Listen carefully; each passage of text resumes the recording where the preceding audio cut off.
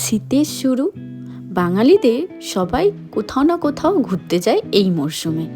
আমরাও গিয়ে থাকি। এই বছর একটু প্রবলেমের জন্য ঘুরতে যাওয়া হবে না। তো হাই গাইস, কেমন আছেন সবাই? আশা করি ভালো আছেন। আমিও খুব ভালো আছি। আমি রিয়া, নিয়ে চলে এলাম নতুন স্বাদের ভিডিও। আমরা ঠিক করেছি কলকাতাকে ভালো করে এক্সপ্লোর করব। তো দেখতে পাচ্ছেন আমি কোথায় এসেছি, ভিডিও শুরুতেই জানানো আছে, তবুও বলে দিচ্ছি। আমরা এসেছি নন্দনে ফিল্ম ফেস্টিভ্যাল। তো নভেম্বরের প্রথম থেকে শুরু হয়ে গেছে নন্দনে ফিল্ম ফেস্টিভ্যাল।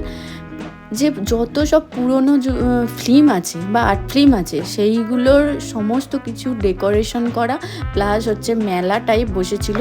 এইখানে আমরা ফিল্মও দেখতে পারবো, এই যে নন্দনের এই যে হলটা আছে এখানটাতে। তো কেউ যদি ফিল্ম দেখতে ইচ্ছুক হয় অবশ্যই যাবেন, খুব মজা লাগবে। এছাড়াও গোটাটা ভালো করে ঘুরে দেখলে বুঝতে পারবেন যে কতটা সুন্দর ডেকোরেশন করা। আমরা এই স্ট্যাচুটার কাছে এলাম। স্ট্যাচুটা ভেবেছিলাম প্রথমে নকল, তারপরে দেখলাম মানুষ সেজেছে। খুবই কষ্টকরভাবে দাঁড়িয়েছিল, কাকুটাকে দেখে মায়াও লাগছিল। এবার চলে এলাম স্টেজের কাছে, সিনে আড্ডা। তো এখানে আড্ডা হবে, গল্প হবে, প্লাস হচ্ছে কিছু গান, কিছু কথা এইসব থাকবে। পুরনো দিনের ফিল্ম নিয়ে কিছু কুইজ কন্টেস্ট হবে। আমরা ওখানে যোগদান করব। তার আগে গোটাটা ঘুরিয়ে আপনাদেরকে দেখিয়ে দিই কীভাবে সাজানো হয়েছে কলকাতাটাকে পুরনো ফিল্ম ফেস্টিভ্যাল উপলক্ষে। দেখতে পাচ্ছেন খুব সুন্দরভাবে ডেকোরেশন করা আছে। এটা হলো 2025-এর ডেকোরেশন, খুব ভালো লেগেছে আমাদের।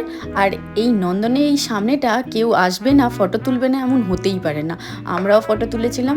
আবার চলে এলাম সেই স্টেজের কাছে। আমরা কুইজ কন্টেস্টে ভাগ নিয়েছিলাম। কি ছিল কুইজ কন্টেস্টে? সেটা ছিল কিছু পুরনো দিনের মুভির গান বাজানো হচ্ছিল রবীন্দ্রনাথ ঠাকুরের, সেইগুলো শুনে শুনে অ্যান্সার দেওয়া, প্লাস কোন ফিল্মে এখন নতুনভাবে তৈরি করা হয়েছে সেইটা।